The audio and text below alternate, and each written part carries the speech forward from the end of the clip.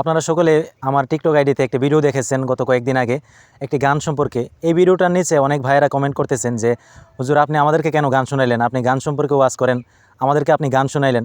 অথবা অনেকে বলতেছে যে হুজুর আপনি কেন গান শুনেন, আপনি তো নিজে গান শুনছেন আর আমাদেরকে ওয়াজ করতেছেন। এই ধরনের কথাবার্তা বলতেছেন যারা, আমি আজকে এই ভিডিওটা তাদের উদ্দেশ্যে বানাইতেছি। দেখেন ভাই, গান আমি নিজে ইচ্ছা করে শুনি নাই, বরং আমার ফ্রেন্ড লিস্টে অনেক মানুষ, আমি শুরুতেই বলেছিলাম যে আমার ফ্রেন্ড লিস্টে অনেক মানুষ এই গানটা দিয়ে কেউ স্টোরি দিয়েছে, কেউ রিলস বানাইছে, এরকম বিভিন্ন কারণে গানটা এমনিতেই শোনা হয়ে গেছে। আর আমি যেহেতু উর্দু হিন্দি কিছুটা বুঝি, এই কারণে গানটা আমি খেয়াল করার পরে আমি বুঝতে পারলাম, পরে আমি আরও কয়েকজনের সাথে কথাবার্তা বলার পরে আমি ভিডিওটা বানাইছিলাম।